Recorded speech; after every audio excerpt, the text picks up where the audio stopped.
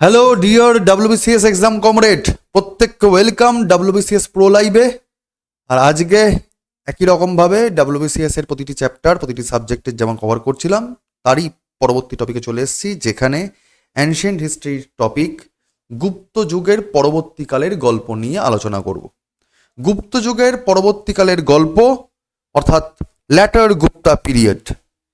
এই যুগটাতে যে সোনায় রাঙানো স্বর্ণ যুগ গুপ্ত যুগ, তার পরবর্তীকালেই কিন্তু নানা রকম কারণে গুপ্ত যুগ দুর্বল হচ্ছে, গুপ্ত সাম্রাজ্য দুর্বল হচ্ছে। আমরা দেখেছিলাম যে পরবর্তীকালে গুপ্ত যুগের শাসকরা বেশ দুর্বল হচ্ছে। আভিজাত্যের যে বিলাসিতা অভিজাত বর্গের, তার পরিমাণ বাড়ছে। রাজন্য বর্গ যারা ছিল, যারা শাসক শ্রেণী, যারা রাজ কর্মচারী ছিল, সেই রিক্রুটমেন্টটা পুরোপুরি বংশ পরম্পরায় হয়ে যায়। তাই যোগ্য রাজ ধর্মের রাজ কর্মচারী পাওয়া মুশকিল হয়ে যায়, করাপশনের পরিমাণ বেড়ে যায়। এছাড়াও বৈদেশিক আক্রমণ, অর্থনীতি দুর্বল হয়ে যাওয়া, সবটা মিলিয়ে গুপ্ত যুগের শেষের দিকটা কিন্তু গোলমেলে। এবং এই গোলমেলে পরিস্থিতিতে যখন তোমার নিজের ঘরের লোকজন ঠিকঠাক থাকবে না, তখনই কিন্তু আসলে বাইরের থেকে অ্যাটাক করার পরিমাণ বেড়ে যায়। সেটাই ঠিক হলো। গুপ্ত যুগে একদিকে বাইরের শক্তিরা আক্রমণ করছে, অর্থাৎ হুনরা আক্রমণ করছে, হুনাস, ইনভেশন অফ দ্য হুনরা আক্রমণ করছে ভারতবর্ষে। আর সেই সুযোগে আঞ্চলিক যে রাজন্যবর্গগুলো ছিল, তারাও ইন্ডিপেন্ডেন্ট কিংডম তৈরি করে নিচ্ছে। যেমন এই পাঞ্জাব অঞ্চলে, রাজস্থান অঞ্চলে প্রতিহার গুজ্জার, তারা মাথাচাড়া দিয়ে উঠছে। এই পার্টিকুলার কাথিয়াবার অঞ্চলে বল্লভী ডাইনেস্টি মাথাচাড়া দিয়ে উঠছে। মহারাষ্ট্র রিজিয়নে কালচুরিসরা মাথাচাড়া দিয়ে উঠছে। কর্ণাটক রিজিয়নে চালুক্য, কিংবা আজকের এই কর্ণাটকের দক্ষিণ দিক গোয়া রিজিয়ান, সেই সব রিজিয়ান দিয়ে চলছে তোমার কাদম্ব। কেরালা রিজিয়ানটা দিয়ে অনেকটা অংশ, কেরালার ওপর দিকটা দিয়ে আলুপা ডাইনেস্টি, ঠিক আছে। কেরালার দক্ষিণ পাটা দিয়ে চেরাসরা মাথাচাড়া দিয়ে উঠছে। এছাড়াও পূর্ব দিকের উপকূলবর্তী অঞ্চলে তামিলনাড়ুর রিজিয়ানটাতে পান্ড্য ডাইনেস্টি, তারা শক্তি সমতা বিস্তার করছে। ওপর দিকে উঠলে একটু এই মাঝের যে অংশ, যেটা হায়দ্রাবাদের রিজিয়ান, এখানে গঙ্গা ডাইনেস্টি, বা অন্ধ্রপ্রদেশের রিজিয়ানটা ওপর দিক, যেটা প্রাচীন ভারতে বলা হতো আরকট, মানে অ্যানশিয়েন্ট ইন্ডিয়াতে সেই সময়টাতে পল্লবদের একটা উত্থান হচ্ছে। এছাড়া আরেকটু ওপর দিয়ে যদি উঠে যাওয়া যায়, তাহলে ওই কৃষ্ণা নদীর উপরের দিকের অঞ্চল, তাহলে সেখানটাই ভেঙ্গিরা। এছাড়া পার্টিকুলার উড়িষ্যা বেল্টে কলিঙ্গ নল রাজারা, তারা ক্ষমতা বিস্তার করছে। শুধুমাত্র এই মধ্য ভারতবর্ষ, এই রিজিয়ানটা জুড়ে পরবর্তী গুপ্ত যুগের শাসকরা তারা ক্ষমতা টিকিয়ে রাখছে কোনো মতে। এছাড়াও ভারতবর্ষের উত্তরের দিকটা, অর্থাৎ এই দিল্লি বেল্ট আশপাশের যে অঞ্চলটা, এখানে থানেশ্বরের পুষ্যভূতি বংশ, তারা ক্ষমতা বিস্তার করার জন্য প্রক্রিয়া নিচ্ছে। এবং সেখান থেকে তো আস্তে আস্তে আমরা জানি যে হর্ষবর্ধন তার ক্ষমতা বিস্তার করছে। আসামের কামরূপ শাসকরা, তারা কামরূপ সাম্রাজ্য বিস্তার করছে। এইদিকে আমাদের উত্তর পশ্চিমবঙ্গ কিংবা পার্টিকুলার বিহার রিজিয়ান, মূলত যেটা মগধ রিজিয়ান, সেখানে গয়া রিজিয়ানে মৌখরীরা, তারা রাজবংশ বিস্তার করছে। পরবর্তীতে তারা আর কি কনৌজের দিকে আরেকটা কেন্দ্র করে কনৌজের মৌখরী রাজবংশ শক্তি বিস্তার করছে। অর্থাৎ পরবর্তী গুপ্ত যুগে শাসকরা দুর্বল হওয়ার সুযোগে যে বিশাল বড় গুপ্ত সাম্রাজ্য ছিল, তা ভেঙে টুকরো টুকরো হচ্ছে, এবং এই সুযোগে হুনরা ভারতবর্ষকে অ্যাটাক করছে। এই গল্পগুলোকে নিয়ে আমাদেরকে আজকে অ্যানালিসিস করতে হবে। কি অ্যানালিসিস করবো স্যার? হুন আক্রমণের গল্প আমরা বিভিন্ন সোর্স থেকে জানতে পারছি। কি জানতে পারছি? বিভিন্ন গ্রিক পর্যটক, যেমন কসমস, তার বিবৃতি জানতে পারছি। এছাড়া চীনা দূত সুং ইয়াং, তারও যে লেখনী বা বিবরণী, সেখান থেকে জানতে পারছি। এছাড়া ভারতবর্ষে বিভিন্ন সমকালীন যেসব শিলালেখগুলো ছিল, শিলালিপিগুলো ছিল, যেমন এরান লিপি, ভিতারি লিপি, গোয়ালিয়র লিপি, এখান থেকে আমরা জানতে পারছি হুন আক্রমণের ইতিহাস। এছাড়াও কাশ্মীরের গল্প, যে রাজতরঙ্গিনী কলহনের লেখা, সেখান থেকেও আমরা হুনদের আক্রমণ, হুনদের শাসন কার্য, এইগুলো সম্বন্ধে আমরা অবগত হতে পারি। ইতিহাসের পাতা যদি আমরা একটু আধটু উল্টাই, তাহলে মূলত জানতে পারি যে এই হুনরা ছিল মধ্য এশিয়ার একদম কি বলবো, দুর্বার বর্বর জাতি। এই দুর্বার বর্বর জাতি, মধ্য এশিয়ার হুন জাতি, তারা আসলে দুটো ভাগে ভাগ হয়ে যায়। তার মধ্য এশিয়া বা সেন্ট্রাল এশিয়া থেকে ভাগ হয়ে যায়, একটি শাখা চলে আসে পারস্য পেরিয়ে, হিন্দুকুশ পর্বত পেরিয়ে, কাবুল টাবুল পেরিয়ে ইন্ডিয়ার দিকে। আরেকটি শাখা চলে যায় হচ্ছে গিয়ে ইউরোপের দিকে, রোম সাম্রাজ্যকে অ্যাটাক করে। যারা রোম সাম্রাজ্যকে অ্যাটাক করেছিল সেই শাখাকে, হুনের সেই শাখাকে বলা হয় ব্ল্যাক হুনাস বা কৃষ্ণ হুন। ব্ল্যাক হুনাস বা কৃষ্ণ হুন, এদের নেতৃত্ব মূলত দিয়েছিল অ্যাটিলা। রোম সাম্রাজ্যকে বিধ্বস্ত করে তুলেছিল এই অ্যাটিলার বাহিনী। ঠিক, কিন্তু উল্টো দিকে ভারতবর্ষের দিকে যারা এগিয়েছে, যারা পার্টিকুলার পারস্য সাম্রাজ্যকে বিধ্বস্ত করেছে, কাবুলকে বিধ্বস্ত করে ইন্ডিয়ার দিকে এগিয়ে এসছে, সেই যে শাখা, তারা হচ্ছে শ্বেতাঙ্গ, শ্বেত হুনা বা হোয়াইট হুনা। তারা ইন্ডিয়ার দিকে ধাবিত হয়েছে। বিভিন্ন ইতিহাস ঘাটলে দেখা যাচ্ছে যে ভারতবর্ষে যে হুনদের অভিযান হয়েছে তার সূত্রপাত ঠিকঠাকভাবে হচ্ছে যে হুন নেতার দ্বারা, তিনি তোরমান। তিনি ভারতবর্ষের উত্তর দিকে সাম্রাজ্য বিস্তার করার চেষ্টা করছেন, দখলদারি করছেন, যদিও তিনি ছিলেন জৈনিজমের বিশ্বাসী, জৈন ধর্মের বিশ্বাসী। পরবর্তীকালে আরো আগ্রাসী মনোভাব নিয়ে, আরো দুর্দণ্ড প্রতাপ মনোভাব নিয়ে, যিনি সবাইকে একেবারে কচুকাটা করতে করতে করতে করতে এগিয়ে আসছেন, নির্মম শাসক ছিলেন, সেই হুন নেতা, তিনি ভারতবর্ষে তার যে দাখিলদারি সেটা অনেকটা বেশি করে চিহ্ন রেখে যান। তাকে ভারতবর্ষের অ্যাটিলা বলা হয়। তিনি হচ্ছেন মিহিরকুল। এই মিহিরকুলের যেটুকু সাম্রাজ্য ভারতবর্ষে তিনি বিস্তার করছেন, অভিযান করছেন, তার কেন্দ্র পয়েন্ট ছিল বা কেন্দ্রবিন্দু বা রাজধানী ছিল শিয়ালকোট, বা যাকে সাক্কাল বা সাগল বলা হয়। এবং তাকে তো বলাই হয়, বললাম, ভারতের অ্যাটিলা। ইনি প্রচন্ড নির্মম শাসক ছিলেন। তিনি ছিলেন শৈব ধর্মের আনুগত্যশীল, কিন্তু দীর্ঘদিন ধরে থাকার পর তিনি যে অ্যাক্টিভিটি করেছেন তাতে তার কোথাও না কোথাও একটা আত্মগ্লানি, আত্মশ্লাঘার উৎপত্তি হয়েছে, এবং তার জন্য শেষের দিকে গিয়ে তিনি সর্বধর্ম সমন্বয় করার চেষ্টা করছেন। বিশেষ করে সেই সময় বৌদ্ধ ধর্ম বেশ রয়েছে, বিভিন্ন বৌদ্ধ লোকজনের জন্য তিনি বৌদ্ধ গুহা, বৌদ্ধ বিহার নির্মাণ করছেন। অর্থাৎ পরের দিকে মিহিরকুলের জীবনের শেষের দিকে তিনি পরধর্ম সহিষ্ণু হয়ে উঠছেন। তো হুনদের আক্রমণের গল্প মোটামুটি এইটুকুই। হুনদেরকে আমরা অন্য নামও জানতে পারি, তার অপর নাম হচ্ছে হিয়ান্নু, এই নামেও হুনরা পরিচিত। এবং ভারতবর্ষের এই হুনদেরকে যদি কেউ খর্ব করে, হুনদেরকে আঘাত থেকে ভারতকে যদি কেউ রক্ষা করে, সেটা আমরা আগেই গুপ্তযুগের ইতিহাসে পড়ে ফেলেছিলাম যে আটকে দিয়েছিলেন একজন গুপ্ত শাসক। তো এই মোটামুটি বলতে পারো যে হুনদের ইতিহাসের কথা। এবার আমরা একটু আগেই দেখলাম যে ভারতবর্ষে গুপ্ত যুগের শাসকরা পরবর্তীকালে দুর্বল হচ্ছে, বৈদেশিক আক্রমণ হচ্ছে এবং আঞ্চলিক শক্তিগুলোর বিকাশ হচ্ছে। এবার আমরা মূল ইম্পর্টেন্ট যেসব আঞ্চলিক শক্তিগুলো বিকশিত হচ্ছিল তার ইতিহাসকে দেখে নেব, কোন কোন রাজবংশ কিভাবে তারা বিকশিত করছে, পাওয়ারে আসছে। প্রথমেই দেখে নেব মান্দাসার ডাইনেস্টির গল্প। মান্দাসর ডাইনেস্টি, এদের ইতিহাস জানতে পাচ্ছি আমরা মূলত মান্দাসরের লিপি থেকে। মূলত এরা মালব অঞ্চল, মালওয়া, আরাবল্লীর পূর্ব দিকে, বিন্ধ্য পর্বতের একটু অপর দিকে, এই মালব অঞ্চল নিয়ে তাদের রাজ্যপাট বা তাদের শাসন ব্যবস্থা, তাদের মূল গল্প। এই অঞ্চলে যিনি শক্তি বিস্তার করছেন বা এই ডাইনেস্টিকে ফর্ম করছেন, তিনি হচ্ছেন যশোধর্মন। তিনি হচ্ছেন এই বংশের ফাউন্ডার।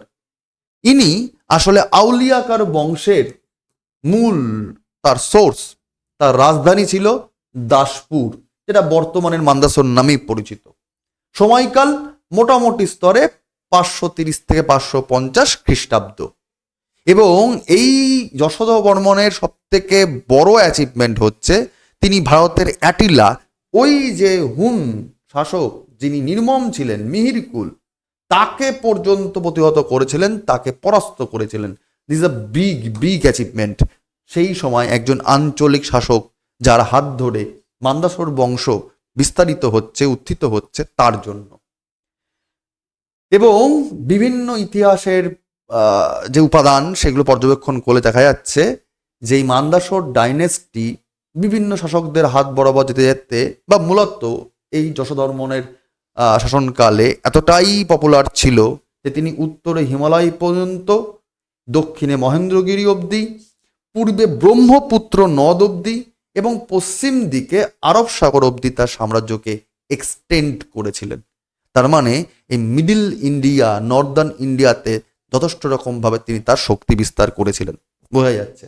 সুতরাং মান্দাসর ডাইনাস্টির যে গুরুত্ব কতখানি সেটা নিশ্চয়ই বুঝতে পারছ উত্তর গুপ্ত যুগে, অর্থাৎ পরবর্তীকালের গুপ্ত যুগে। নেক্সট আমরা চলে আসব বল্লভীর মৈত্রক বংশ বা মৈত্রক ডাইনেস্টিকে নিয়ে।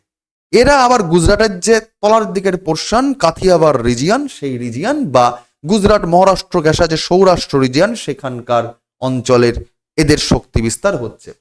কাথিয়াবার তাম্র শাসন লিপি থেকে বা হিউয়েনসাং এর যে বিবরণী, সেখান থেকে আমরা এই বংশের গল্প জানতে পাচ্ছি। মূলত এই যে কাথিয়াবার বা মহারাষ্ট্রের ওপর দিকে মিলিয়ে যে সৌরাষ্ট্র রিজিয়ান ছিল, সেই রিজিয়ানে এই মৈত্রক বংশকে তৈরি করছেন ফাউন্ডার যিনি, তিনি হচ্ছেন ভট্টারক বা ভাতার্ক। ভট্টারক বা ভাতার্ক, যদিও তিনি কিন্তু পুরোপুরি স্বাধীন শাসক ছিলেন না।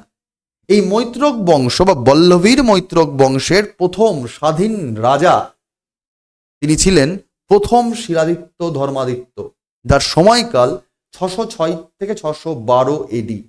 এই সালটা দেখলে মোটামুটি করে বোঝা যেতে পারে যে তিনি আসলে হর্ষবর্ধন, পুষ্যবতী বংশ হর্ষবর্ধনের সমসাময়িক, কারণ 606 থেকে তোমার হর্ষাব্দ শুরু হয়ে যায়। যাই হোক, এই প্রথম শিলাদিত্য ধর্মাদিত্য তিনিও কিন্তু হর্ষবর্ধনের সঙ্গে বেশ যুদ্ধ পরাক্রম করছেন, যুদ্ধ হচ্ছে, কিন্তু হর্ষবর্ধন বারবার করে যুদ্ধে হেরে যাচ্ছে। যাই হোক, পরবর্তীকালে তার সন্তান দ্বিতীয় ধ্রুবসেন বালাদিত্য, তিনিও চেষ্টা করছেন, তিনিও কিন্তু হর্ষবর্ধনের কাছে পরাজিত হচ্ছেন। যাই হোক, এরপরে আরো অন্যান্য শাসকরা আসে। জানা যায় ইতিহাসের বিভিন্ন রকম উপাদান ঘাটাঘাটি করলে যে ফোর্থ ধরসেন, তিনি এই মৈত্রক বংশ যা রাজ্যপাট সামলেছে তার মধ্যে বেস্ট রাজা এই চতুর্থ ধরসেন ছিলেন। এবং এই যে মৈত্রক বংশের শাসকরা, এরা ছিল মূলত শৈব ধর্মাবলম্বী, যদিও তারা অন্যের ধর্মকেও সম্মান জানাতো। এই রাজবংশের মূলত যে সভাকবি ছিল, উল্লেখযোগ্য সভাকবি, রাজ সভাকবি, তিনি হচ্ছেন ভট্টি। এবং তার উল্লেখযোগ্য রচনা, দুজন ব্যক্তি, এক গুণমতী আর দুই স্থিরমতী। তাহলে দুজন বিখ্যাত পণ্ডিতের নাম কি বল্লভীর মৈত্রক বংশের? একটা হচ্ছে গুণমতী, দুই স্থিরমতী। শেষমেশ বিভিন্ন রকম ভাবে এই শক্তিও দুর্বল হচ্ছে, হর্ষবর্ধনের ক্ষমতা বৃদ্ধি পাচ্ছে, নানা রকম কারণে শেষমেশ আরবরা যখন অভিযান করছে, বলা যেতে পারে 712 সময়, মানে যদি ধরা যায় যে 606 থেকে শুরু হচ্ছে গল্প, বা তার একটু আগের থেকে, ওই মোটামুটি ল্যাটার 500 যদি ধরা যায়, সেখান থেকে প্রায় আরব অভিযান 700-712 এই রকম সময় তোমরা জানো, কারণ আমরা সেই যুগগুলো পড়বো, একদম প্রি মেডিয়েভাল পিরিয়ডের গল্প আর কি। তো সেই আরবদের অভিযানের সময় ধীরে ধীরে এই বল্লভীর মৈত্রক বংশের ক্ষমতা নিশ্চিহ্ন হয়ে যায় আরব অভিযানের দ্বারা। তাহলে প্রায় 200 বছরের কাছাকাছি কিন্তু এরাও বেশ সাম্রাজ্য রক্ষা করে। এবং শেষের দিকে একজন উল্লেখযোগ্য বল্লভীর মৈত্রক বংশের শাসকের নাম সপ্তম শিলাদিত্য। এইগুলো একটু খেয়াল রাখবে, কারণ WBCS মিনস WBCS, সিভিল সার্ভিসের জন্য এই ক্রোনোলজিক্যাল অর্ডারগুলোকে বুঝে নেওয়া একটু দরকার। এনিওয়ে, আমরা চলে আসি পরের আরেকটা বংশ, খুব খুব ইম্পর্টেন্ট, সেটা হচ্ছে মৌখরী ডাইনেস্টি। মৌখরী ডাইনেস্টির সময়কাল 6th সেঞ্চুরি এডি এবং এদের গল্প শুরু হচ্ছে প্রথম যে কেন্দ্র করে যে কেন্দ্রস্থলে, সেটা হচ্ছে গয়া। যদিও পরবর্তীকালে এদের উত্থান বা বিকাশ যেটা চলে সেটা হচ্ছে কানৌজে। এদের গল্প জানতে পারছি আমরা পাণিনির অষ্টাধ্যায়ী বা পতঞ্জলির রচনা থেকে, বাণভট্টের হর্ষচরিত থেকে। কারণ এই যে সময়কাল, সেটা কিন্তু হর্ষবর্ধনের সময়কালের সমসাময়িক। এরা মূলত জানা যাচ্ছে যে এরা এই মৌখরীর লোকজন আসলে অশ্বপতি বংশজাত ছিল। এদের দুজন শাসকের নাম পাওয়া যায় যে যারা নাকি আসলে এই বংশটাকে এগিয়ে নিয়ে আসছে। এক, যার নাম হচ্ছে যজ্ঞবর্মন, আর দুই হরিবর্মন। বলতে পারো দুটো শাখা হয়ে যায় মৌখরী বংশের। যজ্ঞবর্মনের লোকজন, তাদের কেন্দ্রবিন্দু ছিল এই গয়া। যজ্ঞবর্মন, শার্দুল বর্মন এবং অনন্ত বর্মনের হাত ধরে এইখানে গয়াকে কেন্দ্র করে এই মৌখরী বংশ কাজকর্ম, রাজ্যপাট, শাসন কার্য চালিয়েছে। কিন্তু মূল মৌখরী বংশ, তার যে ব্যাপ্তি, তার যে বিস্তার, তার যে অরা, সেইগুলো কিন্তু হচ্ছে এই হরিবর্মনের হাত ধরে। তাই জন্য এই পার্টিকুলার মৌখরী বংশের রিয়েল ফাউন্ডার বলা হয় হরিবর্মনকে। হরিবর্মনের পরবর্তীকালে আদিত্য বর্মন, ঈশ্বর বর্মন, ঈশান বর্মন, সর্ববর্মন, অনন্তী বর্মন এবং গ্রহবর্মন দিয়ে এই বংশের গল্প শেষ হয়। যদি দেখা যায়, তাই এই ঈশান বর্মনের আমলেই কিন্তু একটি লেখ শিলালিপি আছে যার নাম হচ্ছে হারাহা হারাহা ইনস্ক্রিপশন। সেখান থেকে জানা যাচ্ছে যে ইনি আসলে গুপ্তরাজ কুমারগুপ্তের সমসাময়িক ছিলেন। গুপ্ত ল্যাটার পিরিয়ডের গুপ্তদের সমসাময়িক, কুমারগুপ্তের সমসাময়িক ছিলেন। এবং তিনিও, এই ঈশান বর্মনও কিন্তু ওই হুনদেরকে প্রতিহত করার চেষ্টা করেছিলেন, দমন করেছিলেন। এবং সেই কারণে পার্টিকুলারলি তাকে বলা হয় হুন হরিণ কেসারি। কাকে? ঈশান বর্মনকে। ঈশান বর্মন কোন বংশের লোক? মৌখরী বংশের লোক। এবং পরবর্তীকালে আরেকটি শিলালেখতে জানা যেতে পারে এদের গল্প। তিনি হচ্ছেন পরের যে শাসক আদিত্য বর্মন, তার আগের যে শাসক আদিত্য বর্মন, সেই আদিত্য বর্মনের আমলে যে আফসান লেখো, সেখান থেকেও আমরা এই মৌখরী বংশের সমস্ত রকম ইতিহাস সম্পর্কে আন্দাজ বা পড়াশোনা বা জানতে পারি এদের গল্প। গেল শেষের দিকে এই মৌখরী বংশের শেষ যে শাসক গ্রহবর্মন, তার আমলে বাংলার গৌড়ের শাসক, বাংলার প্রথম সার্বভৌম রাজা, জানো তোমরা ছোটবেলাতে পরীক্ষায় কোশ্চেন আসে, শশাঙ্ক। শশাঙ্ক যখন এগিয়ে আসছে গৌড়কে কেন্দ্র করে, এই যে পরবর্তীকালে শশাঙ্ক, হর্ষবর্ধন, এদের যে লড়াই শুরু হচ্ছে, সেখানে মৌখরী রাজবংশের যথেষ্ট রকমভাবে ভূমিকা ছিল। মৌখরীকে হারাচ্ছে, গ্রহবর্মনকে পরাস্ত করছে। গৌড় শশাঙ্ক, মানে গৌড়ের আক্রমণের চোটে বা শশাঙ্কের আক্রমণে গ্রহবর্মন পর্যদস্তু হচ্ছে এবং শেষমেশ এই মৌখরী বংশ বিলুপ্ত হচ্ছে। এনিবে, এরপরে চলে আসি উত্তর পূর্ব দিকের আরেকটা সাম্রাজ্যের গল্প, আসামকে কেন্দ্র করে। আসামের প্রাচীনকালের নাম ছিল প্রাক জ্যোতিষপুর, যদিও পরবর্তীকালে কামরূপ, তোমরা জানো কামরূপ এক্সপ্রেস রয়েছে, কামরূপ মা কামাখ্যার মন্দির, তো কামরূপ ওই গৌহাটির আগের স্টেশন কামরূপ। যাই হোক, এই কামরূপকে কেন্দ্র করে কামরূপ সাম্রাজ্য উত্তর পূর্ব দিকে ভারতবর্ষে কিন্তু বেশ শক্তিশালী হয়ে ওঠে।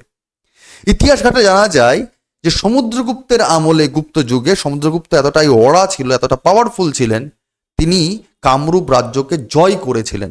এবং সেই সময় কামরূপের শাসক ছিলেন পুষ্যবর্মন।